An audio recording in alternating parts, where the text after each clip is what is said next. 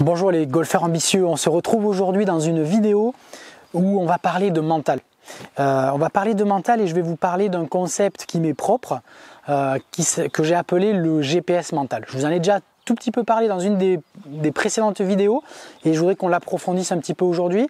On le reverra aussi dans deux autres vidéos parce que le GPS mental pour moi s'utilise avec 3 modes et donc je vais vous parler de chacun des modes, je dirais, dans chacune des vidéos. Ok, donc on commence aujourd'hui tout simplement avec le mode 1, ça paraît cohérent, enfin vous me direz. Et donc peu importe le club que vous prenez, un sand wedge, un pitching wedge ou ce que vous voulez, le principe du GPS mental, bien entendu, ça va s'extrapoler sur tous les secteurs de jeu, d'accord?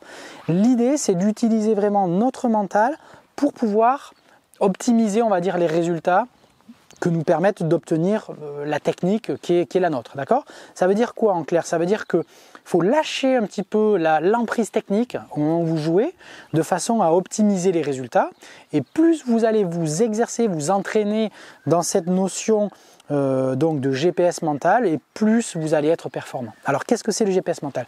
Vous connaissez tous le principe d'un GPS dans une voiture, d'accord? Donc qu'est-ce qu'on fait avec un GPS? Bien, on rentre en fait, on est à un endroit donné, le GPS le sait, nous on n'a pas besoin de s'en occuper, nous on va rentrer en fait quoi? Une destination. Et le GPS, s'il est intelligent, parfois il y a des soucis là-dessus, mais bon, globalement, le GPS va nous amener à destination, d'accord?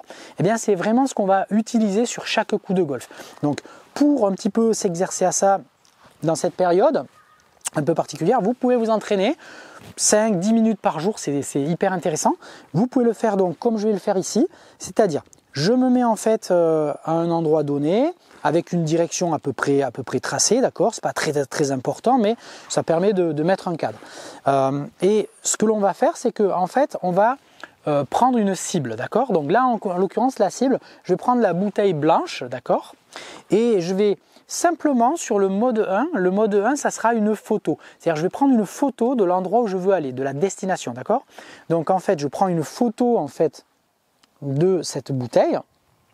Je la garde en tête, c'est-à-dire j'essaye d'avoir la photo la plus précise possible en tête, d'accord? C'est-à-dire je fais 1 ou 2 coups d'essai, je reviens là-bas pour alimenter à nouveau la photo, j'ai la photo, juste une photo, hein, et ensuite je joue, d'accord? Raté, c'est pas grave. Donc l'idée par rapport à ça, c'est de s'exercer déjà à avoir comme ça la photo, ok? Donc, je le refais une fois, et puis si vous êtes dans l'action de pouvoir jouer, n'hésitez pas à mettre pause et à faire déjà ce premier petit exercice. Donc, je me mets là, je vais aller un peu plus loin ensuite, hein, dans ce mode 1, mais voilà, je fais mes coups d'essai, d'accord? Puis, hop, je continue de regarder en fait là-bas, voilà, je garde en mémoire. Ok, pas mal, c'était pas loin du tout. Alors maintenant, pour aller un peu plus loin, donc pour l'instant, donc vous vous entraînez comme ça, vous prenez 5 balles, vous faites exactement ce qu'on vient de dire. Donc à savoir, vous vous installez, vous regardez d'abord, vous prenez une photo, vous vous préparez, vous faites 2 coups d'essai par exemple pour vraiment vérifier que tout va bien au niveau du point de contact, et ensuite, juste avant de jouer, hop, vous réalimentez la photo en termes de couleur, en termes de précision. Vous vous replacez, quand vous êtes à la balle, vous imaginez vraiment que vous êtes en train de voir cette photo et vous jouez sur ce mode-là, ok? Voilà, une fois que vous avez fait ça pendant 5 balles, ce qu'on va faire, on va approfondir un tout petit peu ce mode 1, qui est le mode donc photo, le mode image. Eh bien, ce que je vais faire, c'est que je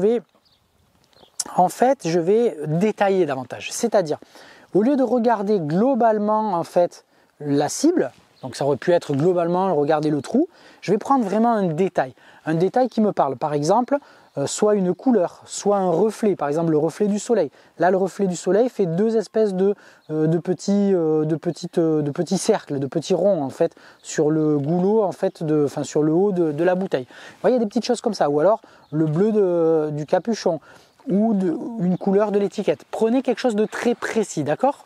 C'est-à-dire, je vais faire comme tout à l'heure, sur l'image, je me focalise, mais au lieu de me focaliser sur la globalité de l'image, je vais me focaliser sur un détail de l'image, d'accord? Un petit peu comme si je mettais dans mon GPS, je vais à Montpellier, il va m'emmener à Montpellier, Mais si je veux arriver à un endroit précis, il vaut mieux que je lui dise je vais par exemple au Zénith de Montpellier. Et à ce moment-là, il va m'emmener pile au Zénith de Montpellier. C'est un petit peu la même idée, c'est-à-dire que si je regarde la bouteille dans sa globalité, c'est déjà pertinent. Vous avez vu que les balles, elles étaient pas mal. Si je focalise sur quelque chose de plus précis, à ce moment-là, j'ai vraiment plus de chances d'arriver à cet endroit précis. Donc là, par exemple, allez, je vais focaliser sur, voilà, sur les reflets du soleil. Hop, reflet du soleil là-bas. Tac, c'est 2 points lumineux. Ok, je me positionne. Voilà, je regarde ça. Ok, alors il en manquait, par contre au niveau direction c'était pas mal du tout. On refait la même chose. Alors ce qui est très important, c'est l'aspect chemin.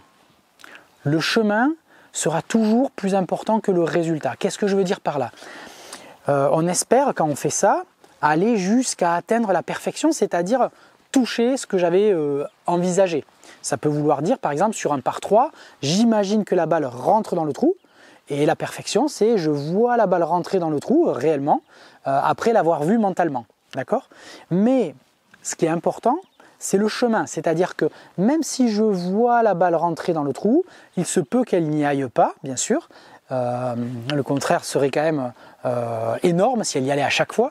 Mais ce qui est très très important, c'est le chemin. C'est-à-dire que même si elle ne rentre pas, la balle va tendre vers aller vers là-bas et donc du coup, dans le pire des cas, elle va être très près du trou. D'accord? Vous voyez ce que je veux dire? Donc là, je fais une approche et même si moi je vise donc quelque chose de super précis, même si j'atteins pas ce que je voulais, soit je vais toucher la bouteille non pas là où je voulais mais juste à côté et auquel cas la bouteille est touchée, soit la balle va être juste à côté de ça.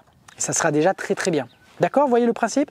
Donc l'idée vraiment par rapport à ça, c'est de focaliser quelque chose de précis dans notre cible et non pas la cible dans la globalité. Et ce faisant, eh bien, on va avoir des résultats qui vont être assez impressionnants.